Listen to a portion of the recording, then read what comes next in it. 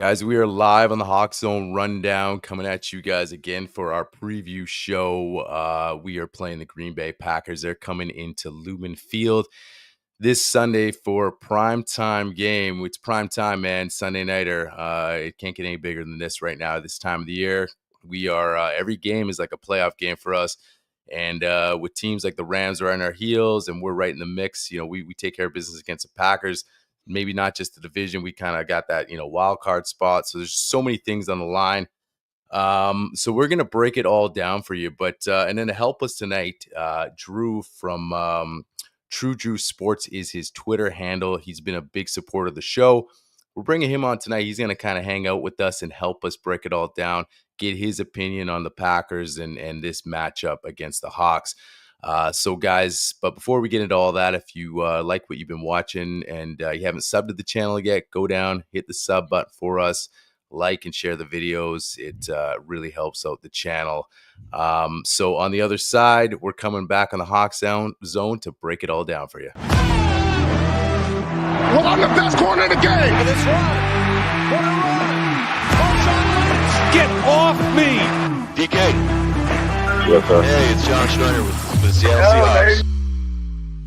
And Washington's got away. Leo Washington. Smith and Jimbo. The Seahawks are going to hold the NFC Championship. Every year, you're going to develop those. Is it going to be another 9 and 8? Players who've got to finish something. They have to fix the offense. Part of the success and part of the ambition of being the LOB one a year. That's trading DK Metcalf. Play him aggressive. This is the HawksZone Rundown with Ryan and Bryce.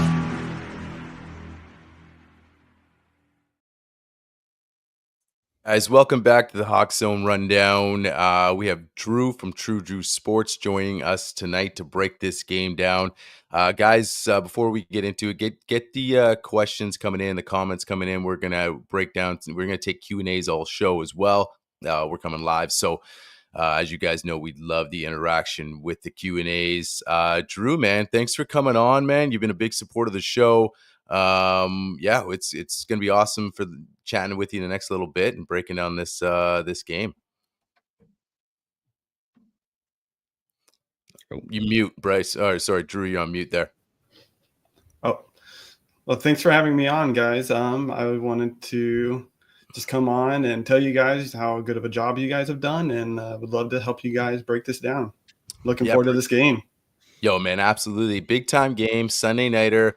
Bryce and I have talked about this even in the offseason that, we weren't as concerned about, this team, hey, they're going to make a Super Bowl run or they got to have this record. It was when we talked offseason, we were like, how is this team trending in late November into December? And we are right there right now. And if you would have said to us, this is how we're going to look, this is how we're going to trend near the end of 24 and setting things up for 25, 26, when, potentially when Mike's got a full offseason, all this kind of stuff can come together and really make a run, you'd be ecstatic.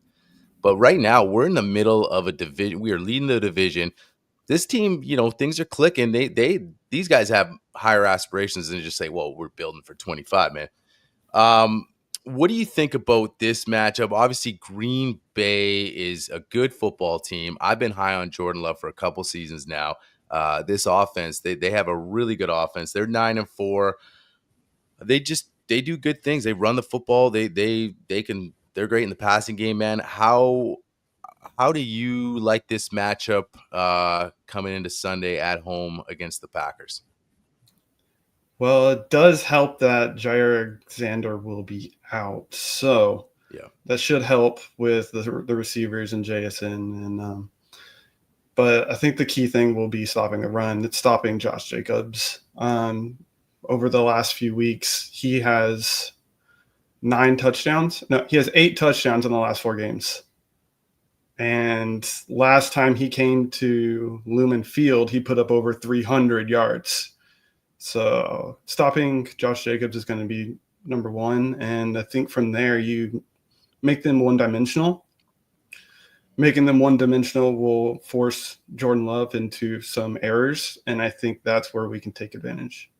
Yeah, I'll say this really quick for Bryce. When you mentioned Josh Jacobs, that was a game I literally I I think he hit the hole, and I remember watching that game in my living room, and I literally got up, walked away in the kitchen. I didn't even finish the run. I mean, that's how bad we were. Talk about just recently how bad this team was stopping the run. Talk about, how the reason why Pete eventually that was shown the door. I mean, this run defense was just terrible. Start of this year, this run defense looked sometimes even worse. Switch turned on, that bye week started clicking, man. This run defense is now on fire right now. And I think, like you said, there's no better time. We played the Packers earlier in the year, we would have got run over. You're feeling confident now that you can actually maybe, especially a guy like Ernest Jones getting in the mix and changing everything and the way guys are clicking. Man, you're confident because, like you said, man, they're averaging, I think it's 144. Like they're putting yards on the ground. But, I think this is a perfect matchup for the Hawks as far as like what Green Bay wants to do. Bryce, how you looking at this, man? Just, stopping that run, like Drew said, making them a one-dimensional team. Look, Jordan Love under pressure can still do it. Like I think he completes, I think the stats 60% of his passes under pressure. So they got to get home on him a few times and more than just some pressure, man. What's your take? Well, it's going to be an interesting game. Like I look at it this way from the defensive perspective for us. We stop the run. Like the Packers still have weapons. They still have Christian Watson. They still have Dobbs. They still have Reed, who I got a feeling they're going to focus a lot of their attention to Reed and Tyler and Tucker Kraft this weekend, especially Kraft. Actually, me and Drew were talking about it on X or Twitter. Yeah. But I look at Kraft as kind of this. The tight end position is still an issue for Seattle. Like, yes, McBride didn't have a great game this last game, but again, when they wanted to go to him near the end, Seattle kind of gave it up. But Green Bay's got a way of getting tight ends open. It's built off of Shanahan's system with Matt LaFleur. I could see Kraft potentially, if they're able to establish some sort of a run, become a real vocal point of the offense, especially in between the hashes. When I look at the flip side and I look at Jordan Love, I haven't been overly impressed this year with Love. Like how he finished that second half of last year, we were all talking, you and me especially. Fire, yeah. Like he looked like the best quarterback in the NFL in a lot of ways, outside of Patrick Mahomes, the way that season finished for Green Bay. Like they had the 49ers on the cusp of elimination in the playoffs. And he's kind of been up and down this year. Like he is one of the worst quarterbacks against the blitz this year. He ranks with a grade of 63. He has 7 touchdowns to 6 interceptions. Now, the flip side of that is we don't blitz a lot in Seattle. Like we simulate it, but we bring pressure and it's still basically a 4-man rush, or maybe the odd time we'll bring something. But I got a feeling that Mike McDonald, and I was listening to his post or his pregame press conferences, and he mentioned how he doesn't kind of look at teams for the entirety of the year. He looks at them in like a 2 to 3 week window in a way, and like looks at trends of what they're doing and how he can attack it, because he says it's a better sample size of how to actually see what a team's like. Because you think about the Seahawks in a flip situation. If you look at what the Seahawks did in offense the beginning of the year to where they are now, where all our run games all of a sudden come to life. We didn't have a run game to speak of in the first half of the season, really. So I got a feeling they may bring some more pressure on Love through blitz this weekend. But the biggest thing is just they can't give up the explosive plays. That's the one thing, Green Bay lives and dies on is their deep explosive shots. They can't give up any of those this game if they're going to have a shot at winning. Yeah, I mean, we can talk about some of those, some of the key matchups, man. I mean, Drew, with this game against Green Bay, what's something you're looking forward to as far as, Bryce just mentioned? I mean, they have a lot of explosive plays this year, both in the run game and the pass game. What are you looking forward to as far as matchups to say, okay, you know what, we can take this away. This is going to be a key matchup to watch. What on either side of the ball, man. I mean, even if you're looking at our offense or whatever you want to look at, but what's one of the key matchups that you're looking forward to in this game? So I'm looking for us to ride the hot hand over the last few weeks, and that's going to be JSN against these cornerbacks. Yeah. Like I mentioned earlier, Xavier McKinney's out. Sorry, no, Jair Alexander's out. But what that's going to do, that's going to force Xavier McKinney to kind of shade over to DK's side. So that really kind of limits who can actually come up and actually guard JSN. He has been eating up zone coverage, and the Packers run zone coverage over 70% of the time. So I'm looking at that matchup. You have Bullard that just went out for them. He's week to week. They have McDuffie, who's currently questionable, who's their slot corner. I just don't see who they're going to match up against JSN. Yeah, I mean, that's the other thing. I mean, that's what was so nice about last week, right? When we get this running game going, we didn't just but again, JSN's been there, and he just seems to be that consistent. Like, people want to already start crowning him as the number one guy. I'm a little hesitant right now because of what DK presents with, defensive matchups and just nightmares and the way defense have to scheme with DK. I mean, the thing is, it's opened it up for JSN, and now you're seeing that Geno JSN chemistry evolving, which is nice. And we talk about it, man. Tyler is we knew this was coming, where he's gonna fade to that third guy. I think last week was 0-0, right? Yeah. 0 catches, 0 yards, and it's a bit of father time, and it's also the emergence of this young, really good receiver you have here, and they drafted this guy for a reason. So guys have been watching the show. Bryce and I have pretty much said this is going to be his last year. But I mean, just the value he brings to young guys like DK, and DK's emergence as that veteran, but a guy, the value he brings to a JSN in that locker room at practice, there's just no question that's rubbed off on him. So, still a valuable guy in that locker room, but to have these two guys, and the way the run game opened up last week with Zach. Now Ken's doubtful for this game. Yeah. Man, let's talk about the running game. It's going to be a little harder probably to run the ball this week, but if Ken's not ready to go, how confident you again rolling out Sharps with Kenny Mack, a guy that we've talked about, and I think Halani's going to be activated, right? Yeah. So how confident you with Sharps coming in? I mean, hell of a game last week. He's got to be feeling really good. That offensive line clicking too. I mean, we talk about it, man. Like, no sacks given up last week on Geno. So as much criticism, Ryan Grubb stepped his game up last week. The running game got going. We got to see a repeat of that, man, for this offense to just, obviously it starts with that run game. Yeah, no, I agree. I don't have too much confidence in the run game this week. The Packers are really, really good against the run. They are. Conversely, they're pretty poor at getting pressure, which is where Geno is going to come into play. But going back to the run defense, I mean, last week they held the Lions to 111 yards rushing, which, I mean, that's still quite a few yards, but it's the Lions, and that's actually the Lions' second fewest yards this season.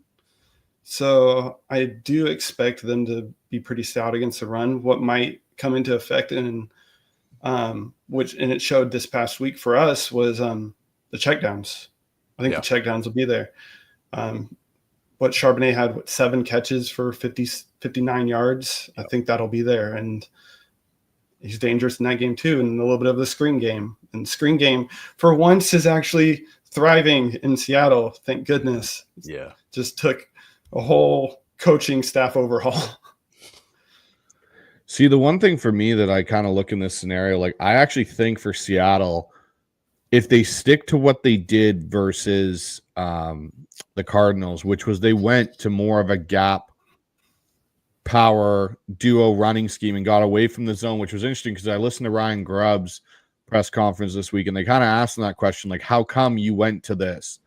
And, what does it take to get these kind of linemen? He goes, you have to have guys that, are nasty and want to hit people. And when they see the contact, they deliver the blow. And it's funny because I look at what they tried to do earlier in the year when they tried to run their gap and power. I went back and looked, like, when Jarrell was starting and Forsyth was starting, and, we had Bradford in there and Haynes. And, it worked occasionally with Bradford pulling on his own when he did a couple different pulls and stuff like that on counters. But Jarrell never wanted to fly across and hit anybody on a pull. Stone Forsyth wasn't really nasty enough to do it. all of a sudden you get Abe Lucas and Lamea in there, and Lamea was known for being nasty at Utah. Like, that was his thing. He was a nasty dude. Lucas and Lamea both pulling. Nobody's wanting to stand in the way of either one of those two, and those two go to look to hit you. They're not going around going, oh, I'm just going for a nice stroll down the line. If I get in the way of somebody, great. It's like, no, I'm going to find the first guy to hit and just drill him.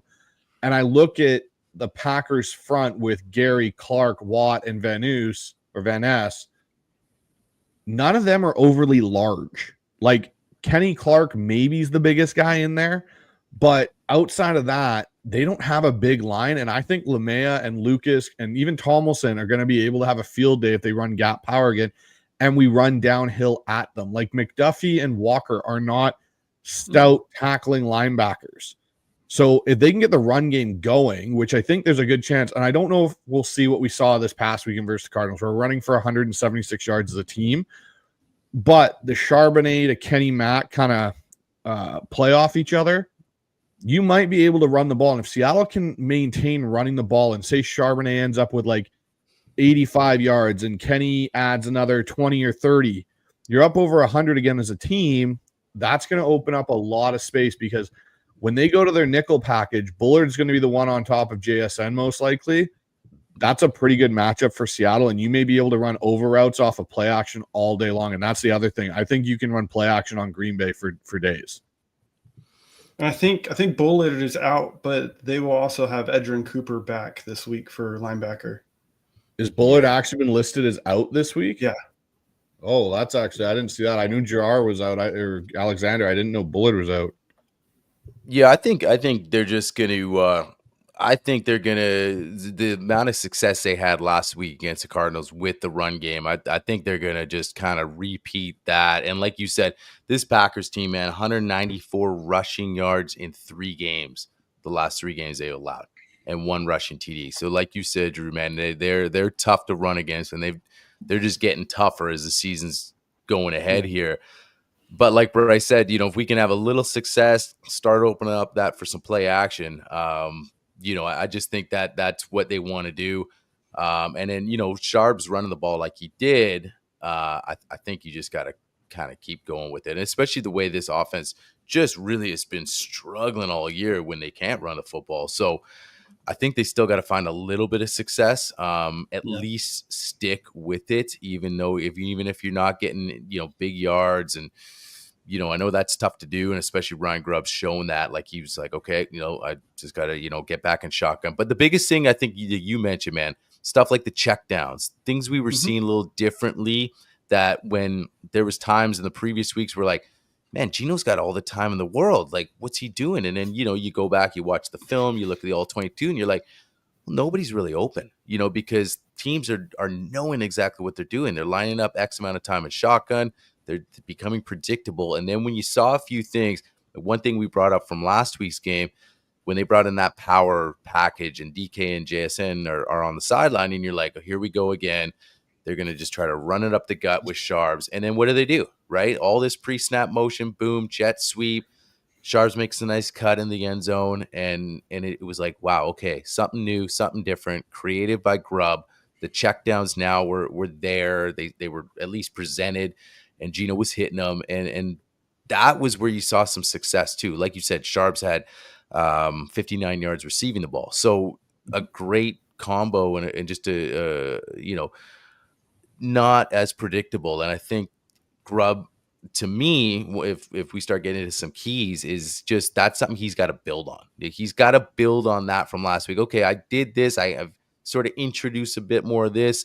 Maybe I'm getting a little more comfortable in the NFL, whatever you want to say. I have to show some more things because, we talked about, man, it's not necessarily on an audition, but there's a culture that Mike McDonald also wants here on the offensive side of the ball. So, but, great to see the changes last week. So I want to see Grubb build on that, man. Bryce, any more things you want to get into some keys of the game? Yeah, we can get into keys of the game. The one thing I'll say, though, is Seattle's injury news is not great. Sounds like Ken Walker's out, which... Yeah, Walker's out.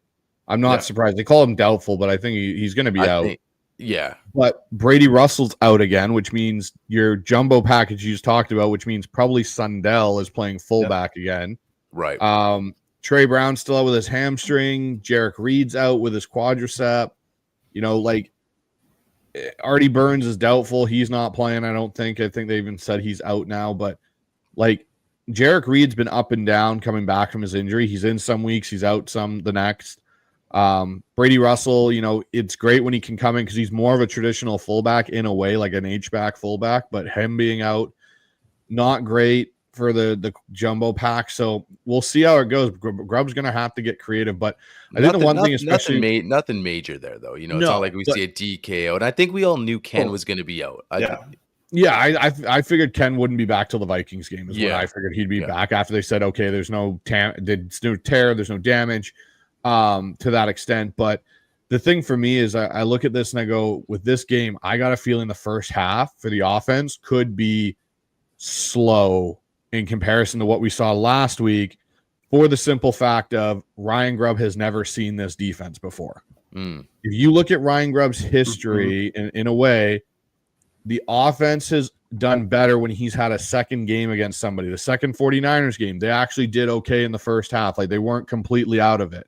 They were moving the ball. The Cardinals game, the second time around, were up and down the field.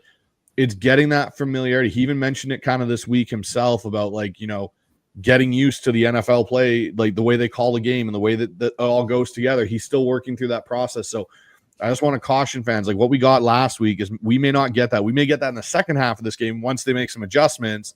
But this first half is going to be who can handle the body blows the best.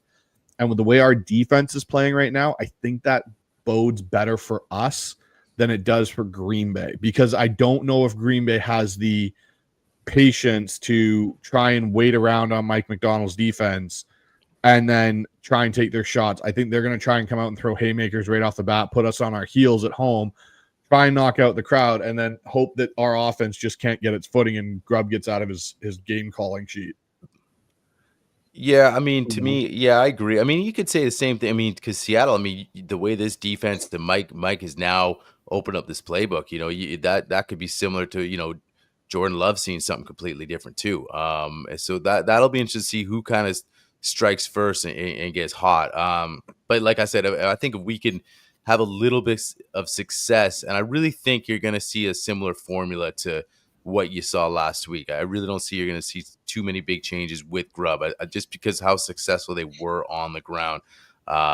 So I'd be surprised if he just started the game just pass happy. I think they're going to want to try to establish that. But why don't we jump over, guys? Again, keep getting the comments in, because we definitely want to jump into some Q&As. We want to get your guys' take on what you think is some of the keys to the game. Throw some scores and predictions out there. I know it's tough being a Hawks fan and to go and say I have the Packers, because sometimes you got to do that, and that's a tough one. But I want to just see what the comments are, man. What people are watching the show, what you guys think, because one thing is, and there's no denying it, man. There's gonna be a lot of cheeseheads at Lumen. And I know we talk about, we had Dan on a few weeks ago. He said that was 80%, 90% Seahawks fans. One thing I'll say, the Cardinals just don't travel that good.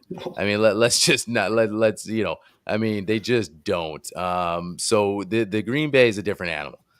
They travel well. There's cheeseheads everywhere. I went to a game. I actually went to the interception game, whatever you want to call that game, with the replacement refs back in the day with the, Fail Mary. Fail Mary. I've been to some. I don't. The games I get to. I mean, I was at Beastquake years back, but Fail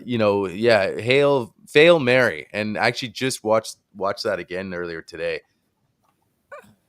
Yeah, we got lucky on that. No kidding. Crazy, but the funny thing is that was the end of the replacement refs that day. That night was we have to make a deal. Get the real guys back in, even though the real guys aren't that great. The replacement dudes got to go. So I got to think. Did you guys see the mural that's on social media that they repainted the wall in Seattle with, when Mike McDonald today talked about kind of the way this team's mentality's warped too, in a good way? Didn't see that. So they've taken and they've got a skyline shot of Seattle, and it's literally an entire hallway wall and they were asking him, like, McDonald talked about, what they're working towards and how this game this Sunday is so big on for them becoming the team they want to be. Mm-hmm. And so what he did, and he pointed to the mural, he goes, literally what's written there, and people like kind of turned, and it goes, the saying is a style nobody wants to play. Nice. That's what his mantra. Pete always had, always compete, tap the I'm in. His is we're going to play a style of football that nobody wants to play against. And so I kind of, because someone I just saw in the comments here threw one in, and I'll throw it up here. It's from Ian. Ian's always in on the chat, which is great. How do you guys feel about the defense's new nickname, Death Zone? Now, I've seen a bunch of people say they don't like the name Death Zone because it has the reference to death and a whole bunch of things in that regard. And, I can see that side of things. Like, I can see that. And, people saying, oh, they shouldn't have a nickname yet. Well, that's fair too. Like, I can see that point of it, but I don't know. I don't look at this as like a mortality thing of people like saying, oh, like what happens if someone dies playing against the Death Zone defense? Well, like, okay, that's fair, but it doesn't really, like, to me, have a play in this. I like it because it shows the mentality this team is taking, which is they're just nothing's going to work against them. Like, it's just a dead zone. Like, their entire defense is a dead zone. Yeah. Drew, I'll get your opinion on this, but real quick, I'll say I don't love the name, and I also think that we got to wait. Let's wait on the name. I think give it an off season for the name. I mean, we just started clicking. Look, for 5 weeks ago, if I said, hey, Bryce, let's get a nickname going for this defense, it definitely wouldn't be Death Zone, right? So maybe for sure. Maybe, it was horrendous. I mean, the way this defense is turned around this quickly in the middle of the season is phenomenal. I'm just throwing out my vote. I don't love the name. I'll also say that we should wait. That's just my opinion. Drew, what you think? The name's okay, but I agree with you. I think we need to wait off a little bit. It's been 5 weeks. Yeah. Like, I mean, the Legion of Boom, it took a year, a good solid year, and they really solidified their name. I think we're kind of just kindling the fire. I think this kind of just sparked from one of, I think it was Ernest Jones' press conferences. Yeah.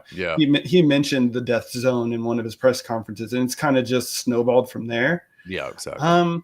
I think they're still their identity is forming. I think we need to wait a little bit and actually come up with a name later. I think it's just a little bit too early, but we'll see. Here's the one point I'm just going to make, and I completely respect both of your points here, and I'm not saying this is the final nickname of this defense or whatever, but we have been searching for a defense that could actually even get itself a nickname. Every single defense we've had has been, oh, they could be LOB.2. Like, that was the whole thing all the time, is how do we make the LOB? Like, the LOB was once in a generation. It's dead. Yeah. We have never had a defense that has resembled anything that we've seen in the last 5 weeks since the LOB. Like, let's be honest. No stretch of Pete Carroll since the LOB disbanded has been this dominant of a defensive unit. Really, it hasn't. No, we can agree on that. And that's what I'm saying is, like, I get that maybe this nickname changes, but I'm not over the moon, but I'm more ecstatic of the fact that we actually have a defense that we're talking about potentially having a nickname again for. Yeah. And yeah, that's where, for me, I look at it and I go, okay, they're going to call themselves Death Zone for a bit, and it's probably going to change, like you said, Ryan and Drew. It might morph, but to actually have a point where we're talking about a defense now that we can talk about nicknames and there's stuff getting thrown out because of the way they're playing and the attitude that's being carried, that's a positive to grow on with this team for once, rather than us sitting here going, well, I hope we get LOB 2.0, coming back and like keep trying to rehash that. Like, it's dead. It's done. The LOB happened. If you lived through it, it was great. If you haven't had the ability to be a part of it, kind of sucks for you.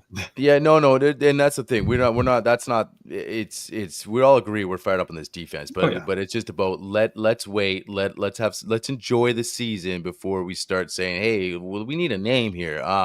But yeah, they're the defense is dominating right now, and there's no question. But let's get into some keys of the game, man. So let's just kind of start it off. We'll talk about. I'm going to throw out one of my keys. My biggest, not my biggest, but one of my keys I'll throw out there is on the defensive side of the football. And that is not just getting pressure on Love, but getting home on him a little bit, because he has shown that he does okay under pressure, and we are doing better getting home. Earlier in the season and just even recently, we were getting pressure, but we weren't getting home, and now we're getting home. It's turning into some. Derek Hall was a menace last week. Turned into some turnover. That's the nice thing about the Hawks too. We're starting to win the turnover battle. We're getting turnovers, but I want to see us really get the pressure on Love and get home a couple times. I think that'll be a key to just getting him uncomfortable and rattled here in this game. Drew, what's a key for you? So my key is to start off fast, and then it's something that they keep trying to hit in the press conferences. And I was looking at everything, and the Seahawks are actually 3-0 whenever the offense scores in the first quarter. So last week we had 17 points. We ended up winning, but getting those points early on was able to allow us to get the run game going and get that kind of momentum. So that was one thing that we haven't really seen this year. And it shows, because the only 2 times that we've had that many points was the Dolphins game and then the Cardinals. So going off of that I'd really also like to see us in that 17-game streak of not scoring a touchdown on the first drive. Yeah. That's kind of embarrassing. And then another side note is the Packers are 6-0 whenever they go into halftime with a 3-point or more lead. So the Packers have outscored their opponents by 47 points in the first quarter alone. So if we can start off fast, at least throw some punches, I think it's important that we at least go into halftime with a lead. Yeah, I agree, man. Getting off that fast start is going to be huge. I agree with that, because you can only rely on this D so much. That's the thing. I think when the D started rolling, you were like, oh man, we'll figure out in the offense, but this D is so dominant. We can win 13-3 or, low scoring games. And that's good if you need it. But that, still, there's going to be a time where we got to start going. And they showed it against Arizona. They started clicking. So I agree. If you can sort of carry that confidence over, like you mentioned, Green Bay's got a lot tougher run defense, but if we can get a little bit of success going, open up some things that we've been successful at, say in the passing game, play action, then at least we can try to get up early, man. Because if we get up early, like you said, if we figure out how to get that first drive TD and just give this defense a starting point of 7-zip. Then all of a sudden, now it's let's pin our ears back, let's get after it. And if Green Bay scores, okay, whatever. But it's just because you're gonna expect this team to score some points. So that's why get off that early start, just get them a little uncomfortable, let this defense kind of start trying to do their thing. But man, Bryce, what's a key for you, man? Key for me in this game is no turnovers. We can't afford in this game to do what we did versus the Rams. Do what we did versus even the Giants and some of those earlier games where we were struggling with turnovers and putting ourselves behind the 8 ball. If Geno comes out and plays a game like he did against the Cardinals, which I fully expect him to do, that was probably my favorite Geno game. Because he threw for 200, he completed 80% of his passes and threw a touchdown. And didn't get sacked. He checked the ball down. That's what I want to see from Geno. That to me is and it's not the 80% completion. It's the 0 turnovers. It's the controlling the game. It's using your checkdowns. If we can do that, then we keep the offense on the field and we keep their offense off. And that's the one thing in this game, compared to the Cardinals, where realistically, the Cardinals offensive line was, it's in some points as bad as ours. They're not great. And they don't have nearly the amount of weapons that the Packers have at their disposal. If you give the Packers too many bites of that apple, they're going to eventually score on you, and it can be can turn into an ugly, kind of game. If we can stay on offense, Geno plays a clean game again, I don't see a reason why this isn't a Seahawks win. Yeah, no, I agree with you, dude. We talk about it, man, Geno's just got to have clean games. I don't like looking back at stuff I'm not going to say, oh, we should have beat the Rams. And, But you look back at that game and there was crucial decision making on Geno. And, I know people would say, well, this, and this. To me, those are excuses. He's, a 10-year guy in this league, 10 or 11 years, whatever it is. You got to be smarter than that. He definitely can't throw picks in the red zone when 3 points are on the table minimum. So I don't buy the excuses because you can always make excuses. But I think that last week he showed, hey, man, and what he did 2 previous games in the previous wins, that there was like against the Niners, he threw a terrible pick, but then he came back. He could have imploded. So I gave him credit where it's like, hey, no, they came back and was it the Niners game or the Card where they ended the game with like an 8-minute drive and just sealed it. And then Myers hit like the 50-yarder. Like he did what he had to do. He put those behind him and he did what he had to do. Last week, like Bryce mentioned, was clean. And I agree. One of my favorite Geno games because it was a great combination of everything, and the way this defense is rolling. I think Geno has to understand too. Look, dude, you don't have to put it all on your shoulders. We don't expect you to go and you don't need to put up 30. Like, just keep it clean. If we can establish a bit of a run and just get you, and the way the offensive line is starting. Look, Bryce and I are not going to sit here for 1 second and say, hey, all our problems are solved. They have still issues, but they were better last week. And if Abe and Lamea are getting more reps together, that helps out the rest of the guys like Olu, just the whole unit. It's a unit that people have to understand. The offensive line, they need reps together, and we saw improvements. He didn't get a sack last week. So we'll see what happens going into this week. But like Bryce says, as long as he can kind of keep it clean, that's going to be huge because this Packers team's a good team, man. Before we jump into maybe some our game changer segment, and then we'll talk about a couple of matchups. Bryce, when we take a couple Q&As in between, sure, we'll throw in some Q&As here.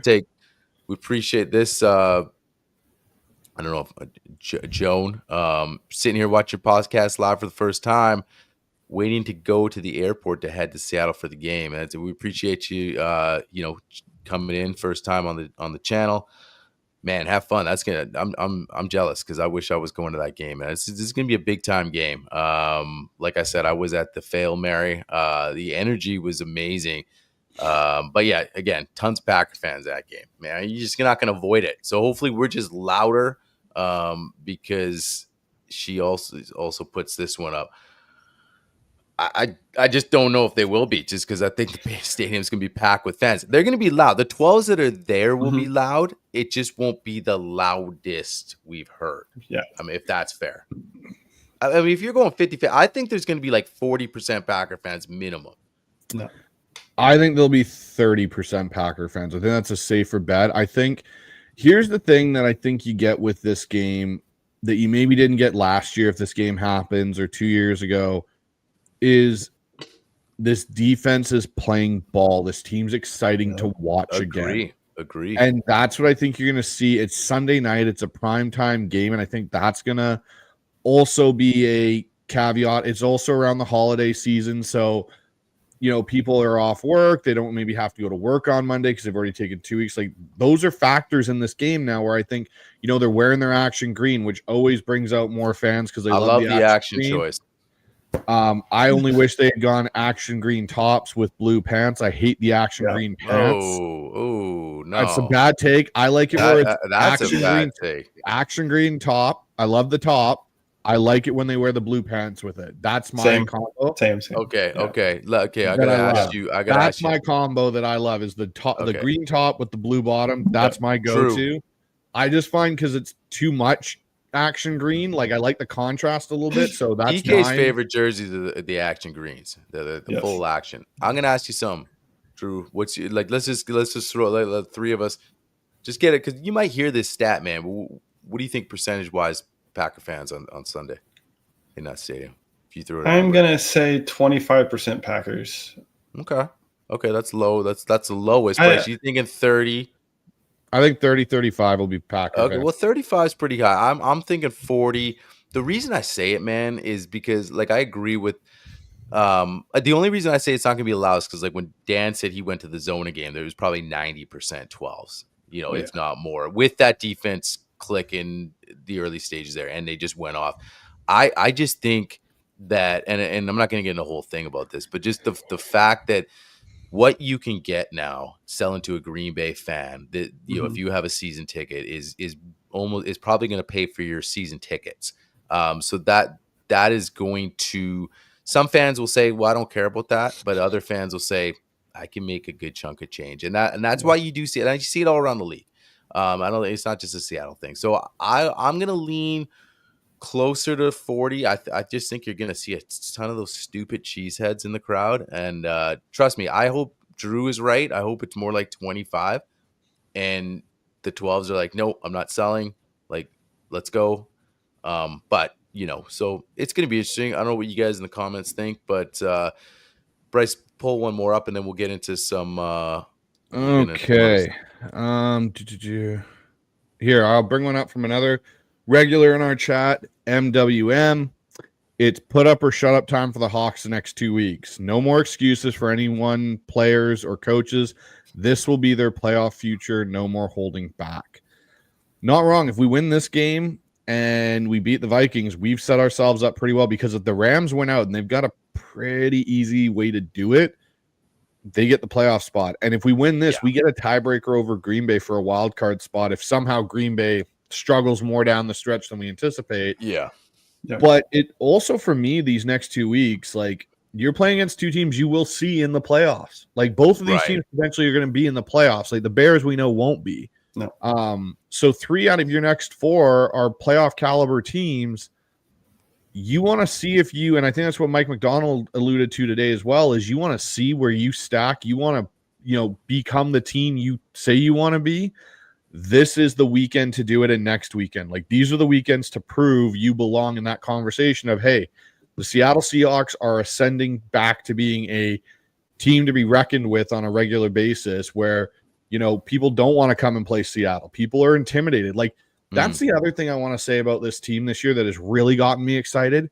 They're finally intimidating again. Like, they aren't a pushover. Like, it starts with the defense, right? Well, it starts with the defense. It starts with the fact that we've got some nasty offensive linemen. It's just, there's a whole bunch of things to this team now. Like, they're playing with a swagger again. I haven't been able to say that for a while, for like a good 5 years of like, hey. Did it really not start with Ernest Jones? I mean, he really started bringing that swagger. Ernest and Jones it carried over to guys back. like Spoon and guys like, now Leonard's getting a little more. Sometimes it only takes one guy, 2 guys.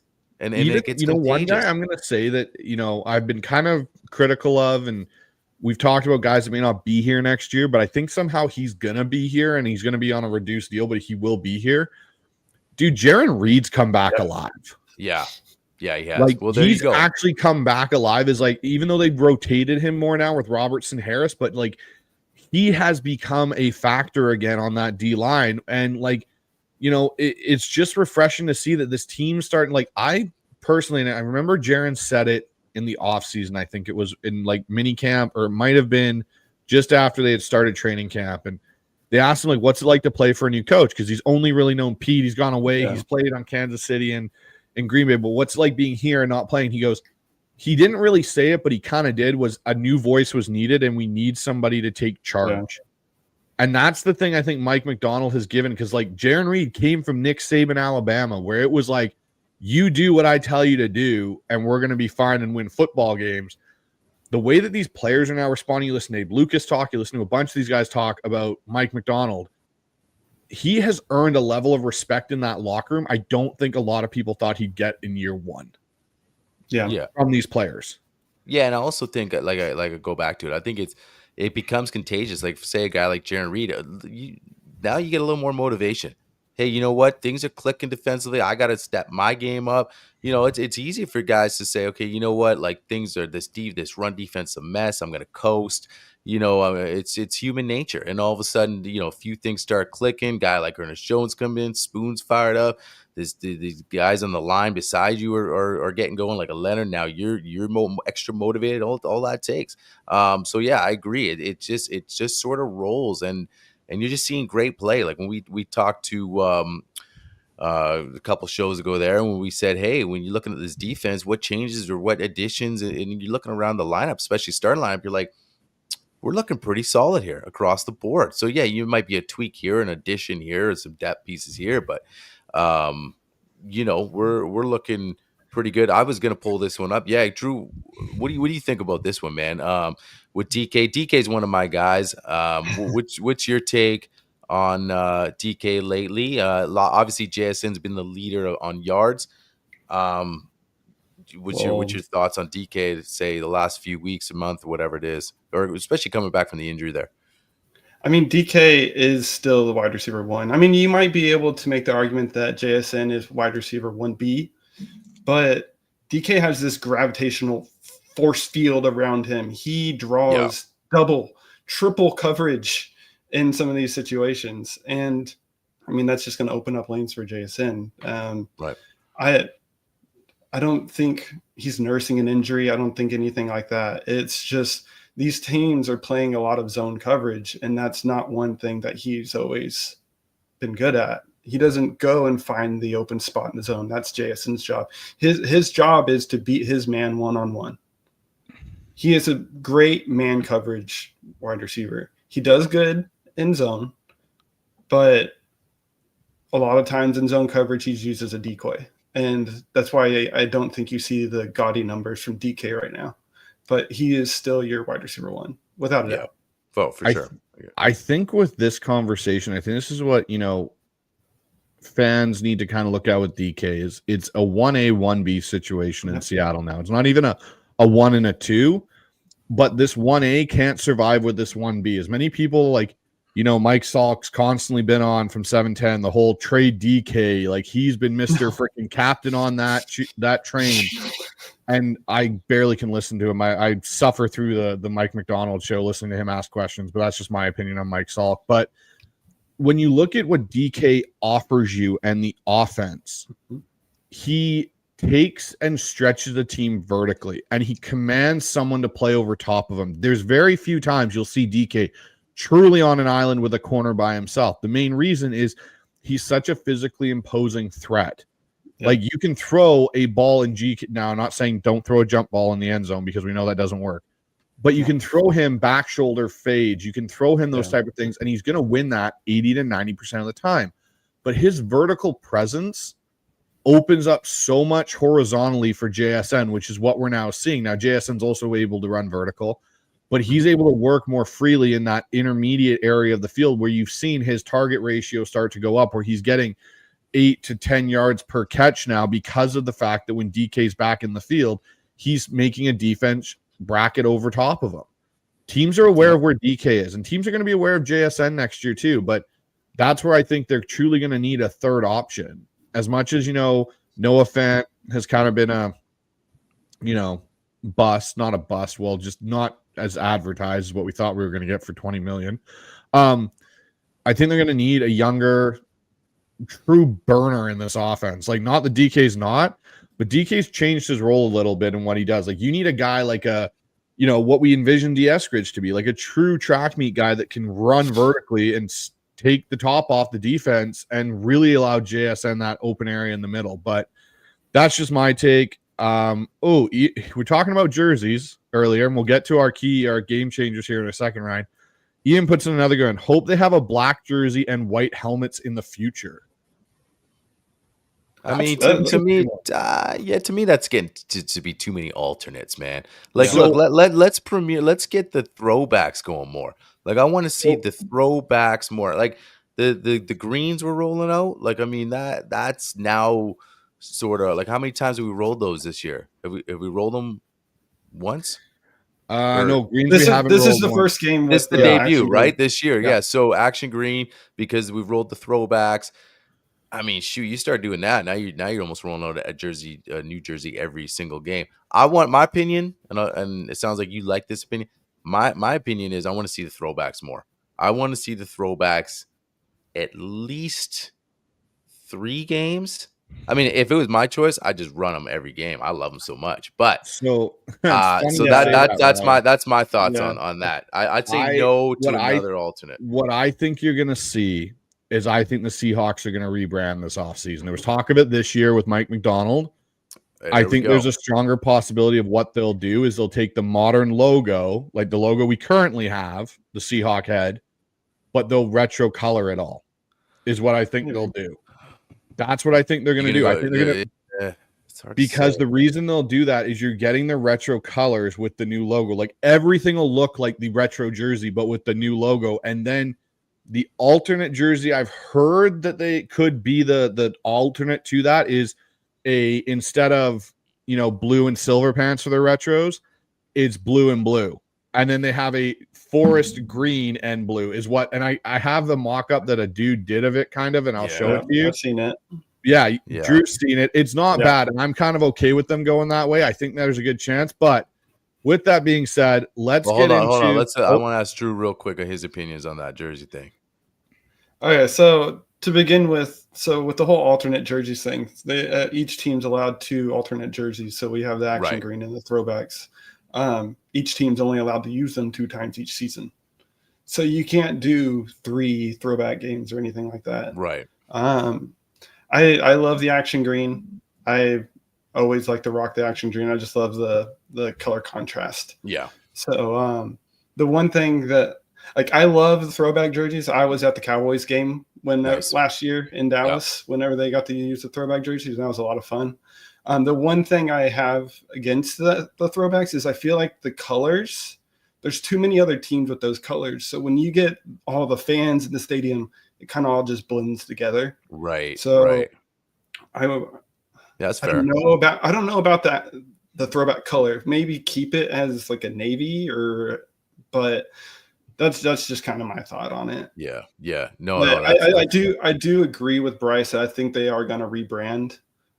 That's and kind of get a new type of jersey in. Right. You got to look. They went 10 years with the really ugly in between our retro, what we call our retro, and the new era Nike jerseys. That ugly Hasselbeck Holmgren era. That's like a turquoise jersey. Whatever you want to call it. Do you remember the action green that came out with that? That was horrible. That was a gross Aaron Curry era jersey. That was horrible. But I think there's going to be a rebrand. You're in a new era. I think they just couldn't do it this year with all the other changes. I think there's a good chance they're going to do it next year because you're seeing some teams already start. Like Detroit's kind of changed. Yeah. They went back to like a modern, modern-ish kind of look on their old school jerseys. Miami's kind of done their take on it in a way. Like teams are trying to incorporate their history into their jersey, and I think there's a good chance Seattle will do that. Well, what do you think of the white throwbacks here? What Corey's talking about, man? Yeah, I'd like to see them bring out the white throwback. I liked it back in the day. I think this is where you get that conversation of like what Drew's seeing that I posted on X about the jersey combos, and I'll send it your way too, Ryan. But I think that's what they're going to end up doing somehow is taking the retro and the new modern logo and modernizing the retro jersey and like kind of mashing it together. And that's what you're going to have as your new Seahawks jersey. I don't think we'll see what we have in our background here of DK. That will become your retro jersey at some point. But let's more questions flooding in here. So let's keep that chat going, but we'll go into some game changers here, man.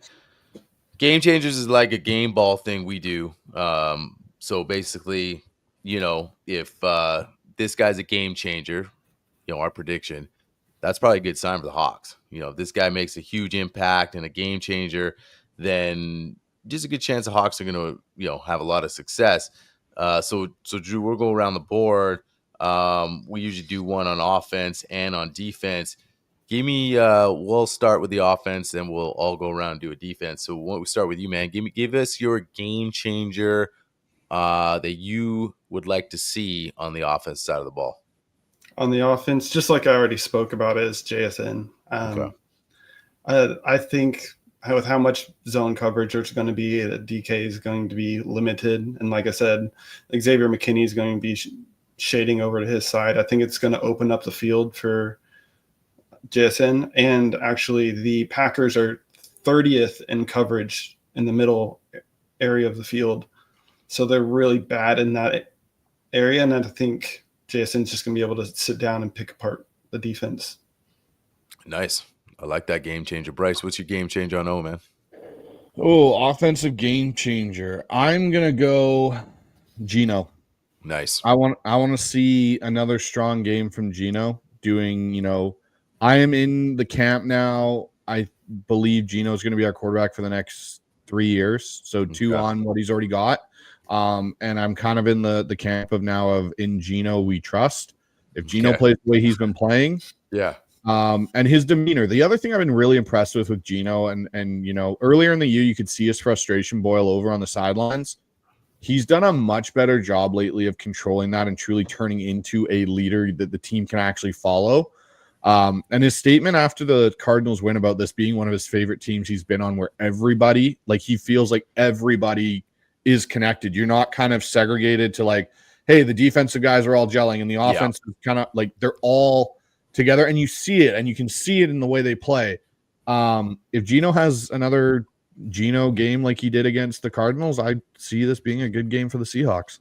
It really helps with the defense stepping up. It really takes a lot of pressure off of him to produce. So I think that also helps out Gino. He doesn't have to play hero ball as much. If he can sit there and manage the game, I think he doesn't have any issues, especially if with the upgrade at the offensive line. I think with him being able to have some time, I think that's really relieved a lot of pressure off of his. Yeah, I couldn't agree more, Drew. I agree 100%. I think, like I mentioned earlier, like just now he has a feeling like he doesn't have to put it all on his shoulders, or we might have to get into a shootout because, D's just going to, let the offense run down their throat. And then, I think that plays a role. But I also, I agree with Bryce, man. I think, like I said, there was a couple times when he, threw some bad picks and he could have just said, okay, same thing, I'm going to implode. Doesn't, comes back out, puts it behind him, puts some good drives together, plays clean, seals it. So I think it's all the above. But yeah, and I think it just takes some time too. The whole new regime at coaching, and we saw frustrations across the board, whether it was Derek Hall and Jaron Reed almost going to blows on the field, and DK with the headset, which people think it was a bad look. I thought it was hilarious. But so all that, Gino smashing the iPads, right? So you're gonna have that. But the way this season has been such a roller coaster, but this team is now at this level, it's a testament to Mike and the way this coaching staff's kept this team together. Because to lead a group of 53 men, like this, it's not an easy job. And Mike's now figured it out, and it's not, the job's not done. He's got a lot of learning to do, but you like the way it's going, man. My game changer, I'm saying on the offense, and I can't agree more with Drew. I think Jason, but I'm gonna go the other way, and I'm my game changer, DK Metcalf. I know what you're saying. He's gonna warrant a lot of attention. Yeah. But I just think it's time for DK to go off, and I just think that he's ready, and I just think you're gonna have some big time plays from him. If he's a game changer, we see some big time plays.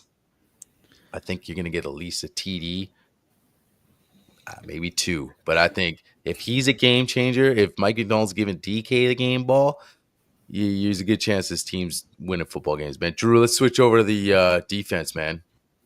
All right, I'm gonna go with Ernest Jones. Like we've talked about, stopping the run is going to be very, very key to this game. I'm not sure if you guys remember, but Ernest Jones has played the Green Bay Packers this season when he was on the Titans, week 3. Offense was a little bit more different. They had Malik Willis at quarterback, but you have Josh Jacobs. Josh Jacobs only went for 14 carries, 43 yards against Tennessee when Ernest Jones was back there. Right. So he's going to have him under wraps, along with there's going to be times he's going to be tasked to guard Tucker Kraft. There's going to be times that Jaden Reed enters his zone. He's proven to be a pretty good coverage linebacker. So I think if he comes out with a game ball, I think we have a pretty good chance of winning. Yeah. No, I agree, man. I'm excited just to see these matchups now. Aren't you? Like, earlier in the season, if you're like, man, the Packers team's coming in, they could run the ball. Josh Jacob, like, man, we're just going to get run down our throats.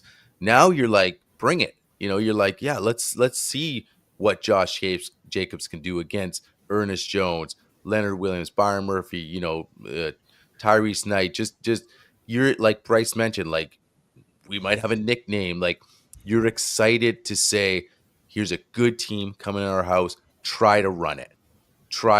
And let's see what happens. So, man, I like that game changer, dude. Like, Bryce, what's your thoughts? I'm going to go with Chenna Nwosu. Ooh.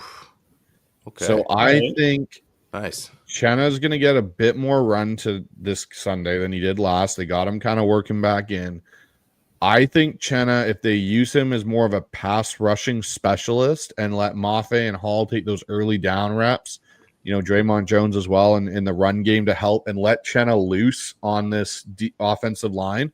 They're a good O-line, but I think Chenna being as fresh as he can be, considering he hasn't played a lot, I think Chenna could have a big game. If Chenna can do kind of what Bruce Irvin did circa 2012, that would be extremely helpful. Bruce Irvin had a hell of a game as a rookie that year. But I think there's a good chance Chenna has quite the impact in the pass rushing area of the defense this weekend. Yeah, I mean, you can't go wrong. I like that pick, man. I'll say that it starts in the trenches. There's no question about it. But because of some of that, I think if my game changer gets a game ball, I think my game changer is Spoon. I think he's been playing great the last few weeks. I think he's getting a turnover. I think he's getting a turnover. I'm seeing a pick in his future. I just think he's going to be all over the place again. And I think this is a game where, again, Mike's just salivating how he can use this guy. So that's my game changer. But, like we saw last week with like Derek Hall just being a menace and starting that, right? Putting the pressure here, here's a pick by Kobe Bryant or whatever. So yeah, man, that's my game changer. Yeah, it's just kind of a mix of game changers there, man, because you got Ernest, you got your guy fresh off the injury. I mean, he played a little bit last week, but man, that would be really – I would love to see that too. I mean, if Chenna got a game ball and just said, hey, because I think, he's feeling like he wants to add to this, what this defense do. He wants to be a part of this and get his name on something. So I'd love to see it. I really would. Definitely. So here's one for you guys. I'm going to pose this question. This is a good one to kind of blast in the past.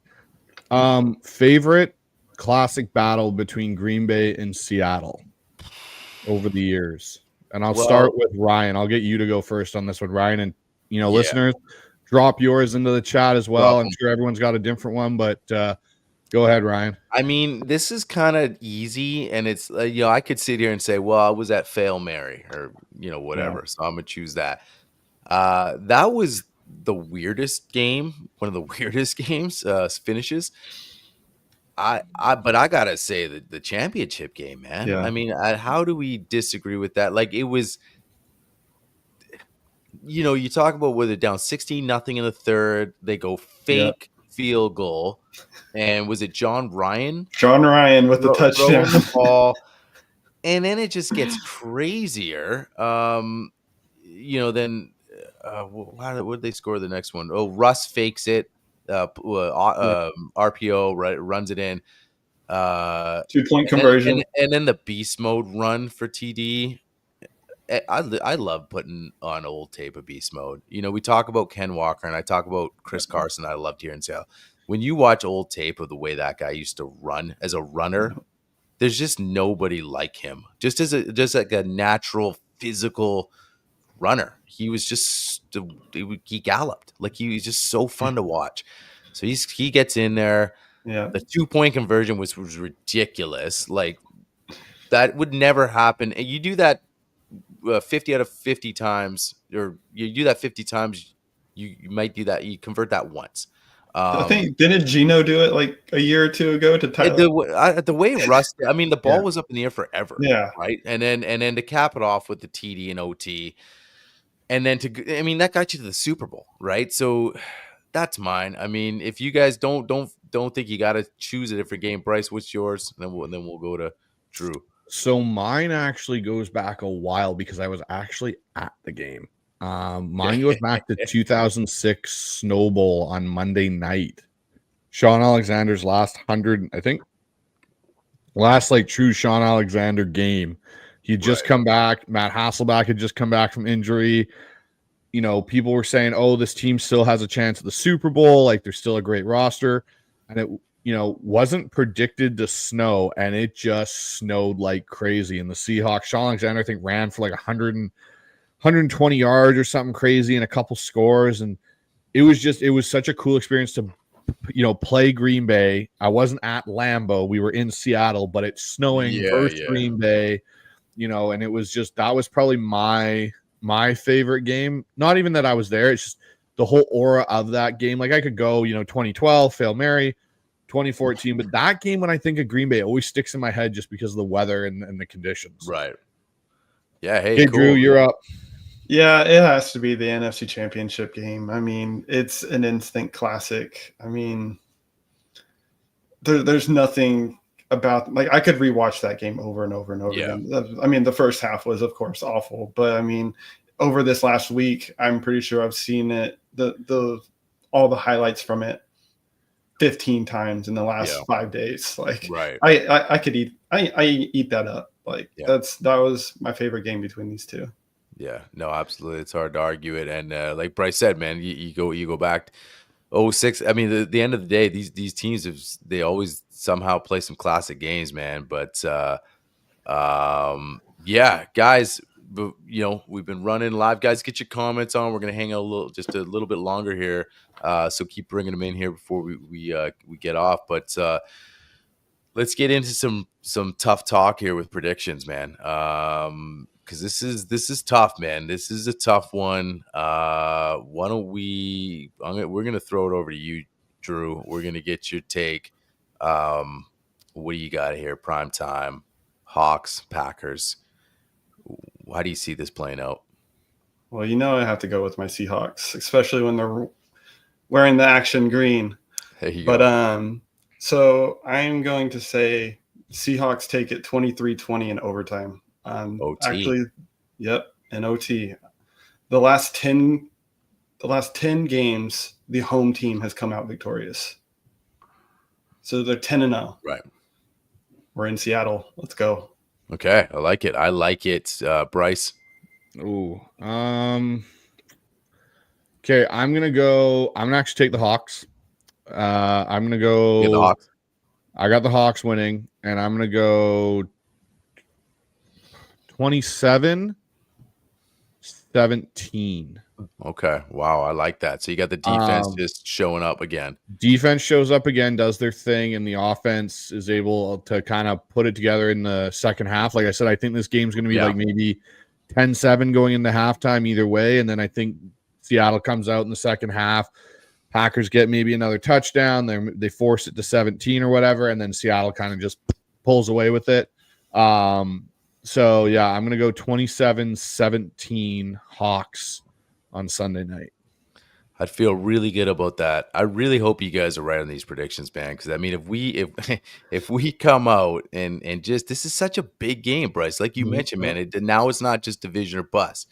You know, we're in the wild card conversation if we need to be, right? But man, I have this a close game. And I got it 24-21 Seahawks as well. I got them winning, man. But I just it's a nail biter. And like Drew, you got him as a nail biter too, man. Like going into OT. 21, I just think that I can see Green Bay just getting a couple maybe explosives. I might be wrong. Maybe the defense comes out and really shuts them down, but I just think this Packers offense is pretty potent. So even if you hold them to 21, that's still pretty good. Like, I mean, that's way below what they've been averaging the last few games. And I agree. I think Geno and this offense is going to start to click a little bit. And I have no problem running Zach out there again. I mean, it's easy to say after last week, but I mean, I was impressed the way he was hitting it, like just getting it running downhill. That was a big deal, the style he was bringing. So, yeah, I'm confident in that. So, but I mean, all three of us have these guys winning. Guys, before I've got a caveat to this, though. Hold on. Let me give my caveat. Listeners, in the chat, post your score predictions because we are going to do a giveaway for some HawksZone gear if you get the right score prediction. So get your comments in. Once your comments are in, then we'll get, with all your score predictions, we'll see who is the closest. We'll make sure we get you guys. We'll get your information, and you'll get some HawksZone gear before Christmas. Real quick, guys, are we sounding okay here? Anybody else in the comments? I mean, I've just thrown that out there. I can hear you guys sound good on my end. I don't know if it's my mic. We're good. No, maybe mine. I don't know. You sound good, so I'm not sure if anyone else. Just throw it in the comment if you're hearing something that's not right. So, so we got some scores piling in. Real quick. I think this is just going to be a big time game. This is playoffs. It's been playoffs for the last few weeks, so it's just like another playoff game. It's fun, man. Drew, real quick, like Bryce and I have talked about, man, it's just one of those, like, this has been a season. We said going into the season, just enjoy this season. It's going to be one of those seasons that there's going to be ups and downs, but just enjoy the ride. There came to a point mid-season where it was tough to enjoy the ride, man. But now it's just fun, man. Like when you break it down as a Hawks fan and say, we have a brand new head coach and we're in this position. Like it's meaningful football. At the same time, there's guys developing like a Tyrese Knight, like a Kobe Bryant, like in front of our eyes, even Reek Woolen taking another step. And how am I fitting in on this Mike McDonald defense? It's exciting to see it. And then, hey, we make a run, we're clicking, who knows? But man, it sure sets it up nicely because I said like a couple months back, like, what are we going to see at the end of this year to build off into 25, like to feel like we have something? And now when you look at it, like, you feel all the confidence in the world, like you have built something with a foundation that now you can just grow it. And now with Mike, with a full off season to tweak it and say, I need a couple different pieces maybe, and a full year evaluating the draft. That's exciting, man. What's your take on that? And just kind of getting excited and seeing this young team, especially on defense, we got maybe a few years of this. Yeah, so coming into the season, I think I had the Seahawks at 10-7. I thought the beginning that they had a really easy schedule. Those first 3 games, or first 2 games, really. The Dolphins, I didn't expect Tua to go down, but after those first 3 games, my hopes were up here, just like every other Seahawk fan. And then, of course, they come crashing down after the Giants game, which I was at. That was not fun. But it's been a roller coaster this season. And with how this defense has turned around, I kind of figured it would take a little bit of time. And especially looking like how everything related back to the Ravens. So I thought that there was talent on this defense, and then it just took some time for it to click. And I thought it would. And with how these contracts are laid out, I mean, barring an Ernest Jones extension, the defense is looking bright for the future. Yeah. And that has me excited. That has, like we said, we're starting to talk about having a defense worthy of a nickname again. And that's what really makes the Seahawk fan base just in itself proud, because that's what makes the fans loud. Because honestly, like these last few years, we've had no defense. The crowd noise hasn't been quite as high as in years past. But the thing is, and I've pointed this out before, is that it's really hard to scream at the top of your lungs when these teams are sustaining drive after drive after drive after drive. It's deflating as fans. And now they get to scream at the top of their lung. The Rams game, we had 7 straight 3-and-outs. Yeah. Like we're stopping teams at a very, very high rate. I think it's the second highest rate since week 9. Yeah. That they're not allowed to score, just behind the Eagles. And everyone talks about the Eagles defense, just not the Seahawks yet. We're getting there. We're developing. This team's forming identity. That's something to be excited about. We're 2 games away from my prediction, and I'm pretty sure we should be able to come away with 2 more wins. 10-7 is really, I think, it's obtainable. Mm-hmm. And if we make the playoffs, it's icing on the cake. I mean, they hold their future in their hands. I think they can make playoffs, but they need to come out and take this game really seriously, because I think if they lose to the Packers, they could possibly not make the playoffs, because I think they could lose out on a tiebreaker for the wild card spot if the Rams end up winning out. So this game is do or die. Yeah, I agree, man. We'll see. Yeah, I agree. Big game. Bryce, any final thoughts here? On the Packers Seahawks game, for me, I look at it and I go, it is do or die. It is crucial, but I look at what our remaining stretch is. We do have the Vikings game, which is quite important as well. We can't forget about that. Like if we split this and then win out the next two, we'll still make the playoffs. Like the Rams have the Cardinals, the Jets, and us to finish out. Hopefully the Cardinals can pull some Houdini rabbit out of their hat and win that game.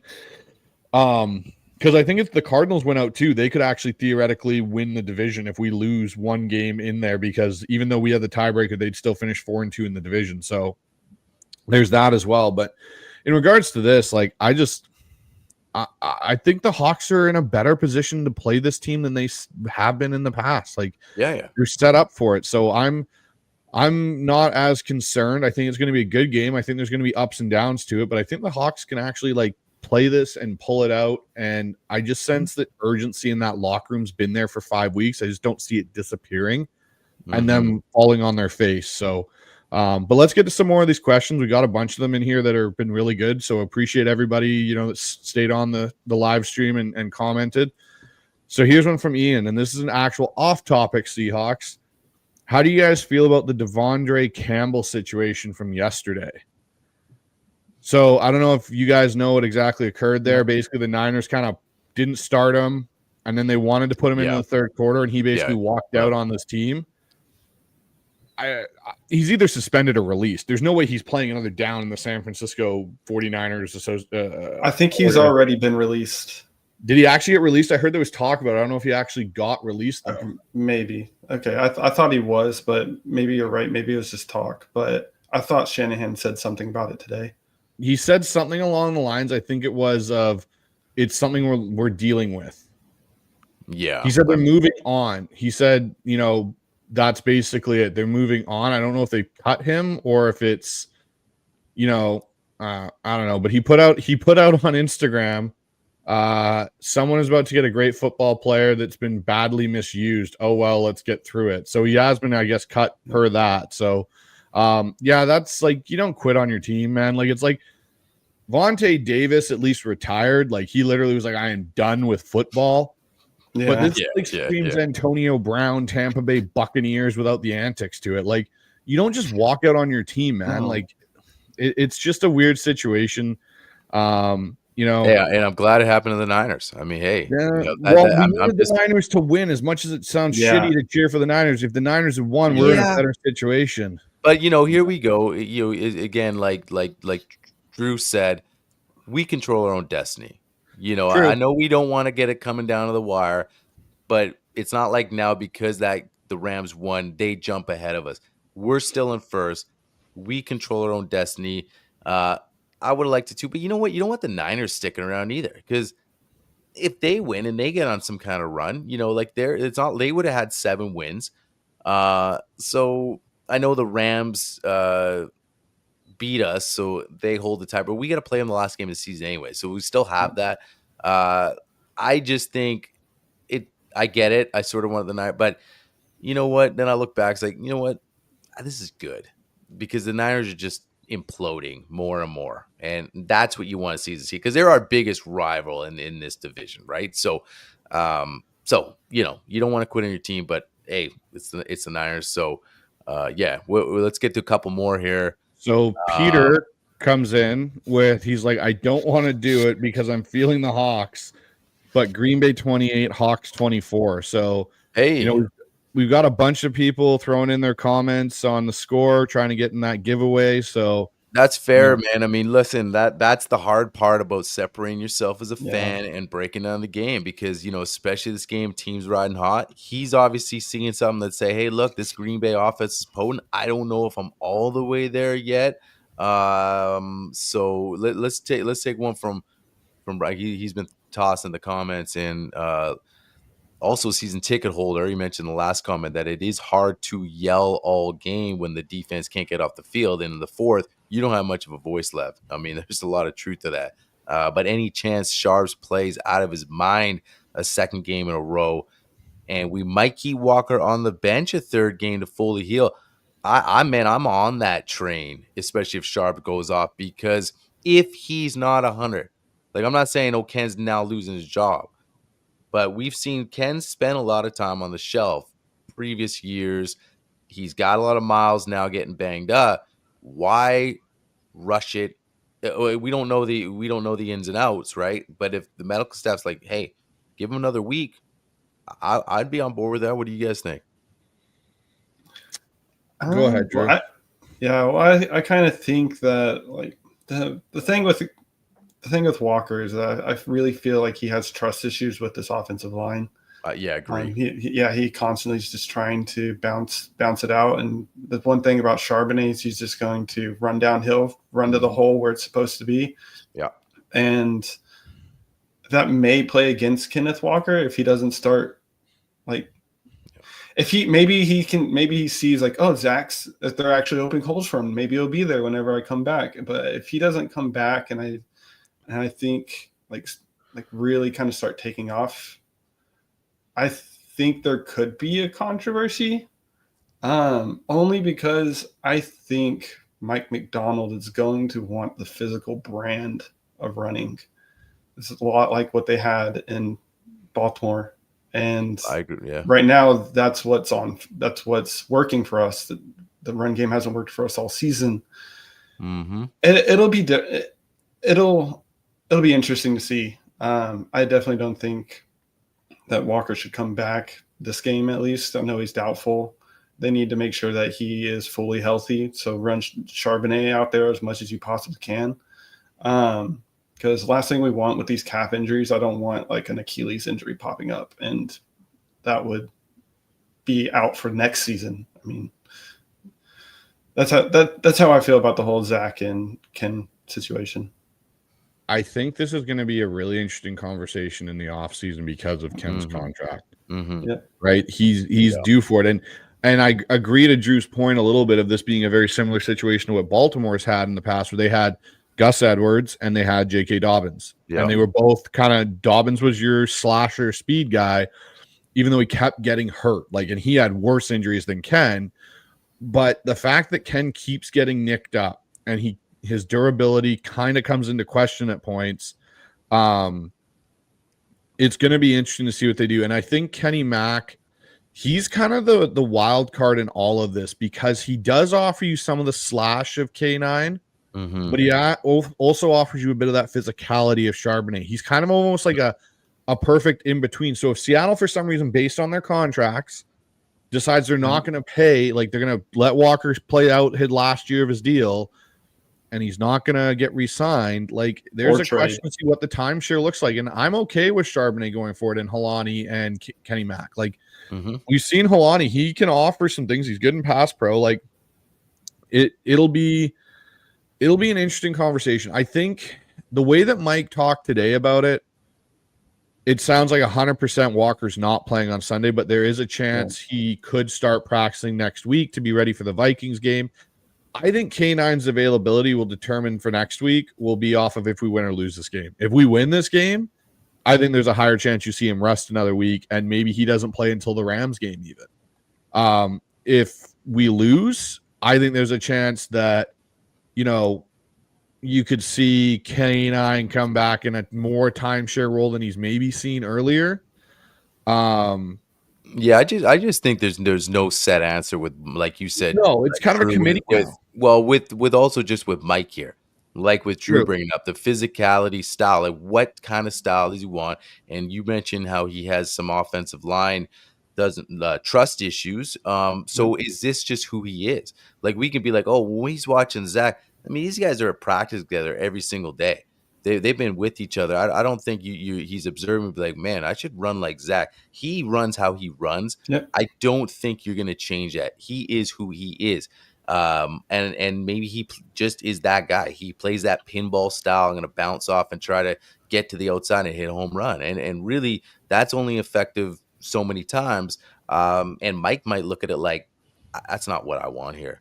I want a guy that hits it and goes and is physical. And like Bryce, to your point, man, the contract plays a huge deal.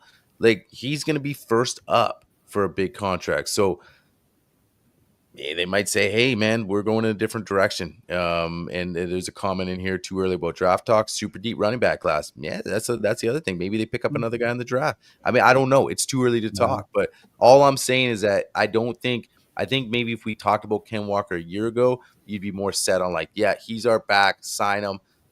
But, as the injuries pile with style of play, I mean, to me, there's no guarantee. Like Bryce, you're saying, it's definitely a huge conversation in the offseason. Yeah, no, there will be. And I think, the one thing that people also forget, if Ryan Grubb's here too, I don't know how many people watch Dylan Johnson. Dylan Johnson wasn't a K9 running back. He was more of a Kenny McIntosh, Charbonnet type, where he was one cut, hit the hole, and go. That's kind of what he did. He didn't do a lot of dancing for the Huskies. And I think that's why you've seen Grubbs a little bit more. And I think even Scott Huff are more comfortable with a gap power scheme of having a running back that understands what he's reading and hit it and go than they are with this zone concept, which you zone more for a edge explosive running back than you do for a gap power back in a lot of ways, because your gap power, you're running in between the tackles more. You're going at linebackers. Your edge zone, you're trying to get a crease and then hit it, and everything gets muddled up, and that guy just explodes through, and you see him gone. Like when K9 took off versus the Chargers in his rookie year, it was a toss, and everyone's zoned, and bang, he was gone. So, Peter here comes in. He's like, way too early to talk draft, but super deep running back class of talent. Do you make a pick stay round 4? Yeah. I think there's a possibility you do, 100%. Yeah, that's what I said. I think they definitely will look at that. I think there's everything's on the table. Everything's on the table. Let's take 2 more here. Okay, 2 more. So everyone get your comments in that you want to get in. Brian comes in with, Brian, you've been great in the chat tonight. Thanks, bud, for all the great questions. Really appreciate it. Did you guys see the PFF grades for the offensive line? Tomlinson was our highest graded lineman. Any chance that guy can pull his play out of the garbage with the snaps next to a competent center and line? Tomlinson will not be on this roster next year, Brian. And I'm, so here's kind of a little tidbit for everybody that's, with the HawksZone Rundown. Me and Drew here are kind of come up with our own grading system because PFF is so out to lunch with their grading. They've kind of be turned to the Madden, if anyone plays Madden, of grading, because there's no one to compete with them. So we're going to do our own Seahawk grades. We're going to take the stats and dive into the premium stats, which are actually quite good on PFF. If you want to understand the play of linemen and stuff like that, really dive into the premium stats. They're huge. And we're going to build a correct non-biased grading system that's going to come out. We're going to start beta testing it with some other Seahawk content guys, and we'll hopefully release some before the Rams game is kind of our gear. Bears Rams game, get it set out, get you guys see what you think of them. But yeah, they're going to be non-biased. They're going to be actually based off of all 22 film and the premium stats, not just how PFF comes up with their grades, which isn't based off stats at all. Yeah, no, absolutely. Let's take one more, and then it's been an awesome conversation, Drew. We appreciate you coming on, hanging out. We'll take one more, and then we'll wrap it up for tonight. We'll go with Corey's here. His pick for a game changer, Byron Murphy. Yeah, hey man, stopping the run game and pressuring Love to make mistakes. He's prone to do it. I agree with Corey on this one. I think Byron Murphy could have a very big game. He's kind of been quiet. Not that he's not doing his job. He's doing a very good job, but he's been kind of quiet. He may have, they may double team Leonard Williams and let Byron Murphy free and wreak havoc with Chenna. I'd be okay with that. Yeah. No, absolutely. You can't go wrong with Byron, man. So, yeah, I'd love to see. I mean, shoot, if he got a game changer, I feel good for him too. because even though, like you said, he's doing his job, it's nice to get some numbers, right? So, yeah, man. But hey, awesome convo. This has been a good preview show, man. Like, we've covered a lot of stuff. We kind of went off topic, on topic, talk unis, cheeseheads, all that stuff, but really dove into it. So yeah, let's hope we're all right. Most of the comments are right, because this is a big time game and we want to come out of here with a victory. So yeah, guys, we appreciate everyone kind of coming in and commenting, engaging in the show today. So make sure you go down to